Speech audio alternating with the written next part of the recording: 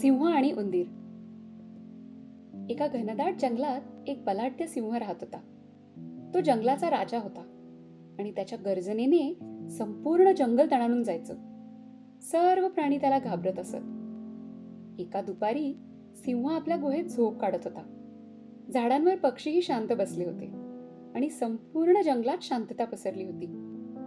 तेवढ्यात एक लहानसा उंदीर आपल्या खोडकर स्वभावामुळे खेळता खेळता सिंहाच्या अंगावर चढला.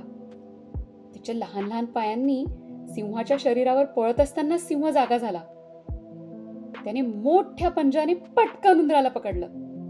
सिंह गरजला, "अरे मूर्ख उंदीर, तू माझ्या झोपेत व्यत्यय आणलास. आता तुला शिक्षा म्हणून मी तुला खाऊन टाकणार." उंदीर घाबरला आणि थरथर कापत म्हणाला, "राजा, कृपा करा. मी इतका लहान आहे की तुम्हाला काहीच फायदा होणार नाही.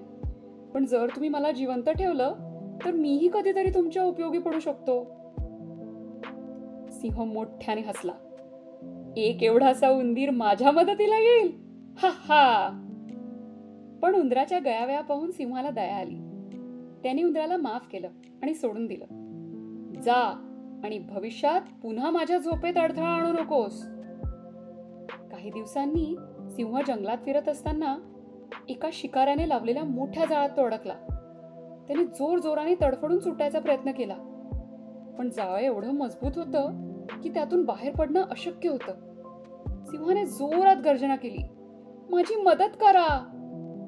जंगलभर त्याचा आवाज दणाणून गेला, पण कोणी मदतीला आलं नाही. तेवढ्यात उंदराने ही गर्जना ऐकली आणि तो लगेच धावत आला. त्याने पाहिलं की सिंह एका जाळ्यात अडकला आहे. उंदीर म्हणाला, "राजा, काळजी करू नका. आता माझी पाळी आहे तुम्हाला मदत करण्याची." तो आपल्या तीक्ष्ण दातांनी जाळं कुडतुळू लागला. थोड्या वेळातच जाळं तुटलं आणि सिंह मुक्त झाला. सिंह आश्चर्याने उंदराकडे पाहत होता. "उंदीर मित्रा, मी तुझी ताकद कमी लेखली होती, पण आज तूच माझा जीव वाचवलास." उंदीर हसला आणि म्हणाला, "राजा, छोट्या मदतीचाही कधी मोठा उपयोग होतो. कुणालाही कमी लेखू नका." सिंहाने उंदराला धन्यवाद दिले आणि त्या दिवसानंतर ते दोघे खरे मित्र झाले. कधीही कोणाला कमी समजू नका. लहान मदतीनेही मोठे चमत्कार घडू शकतात.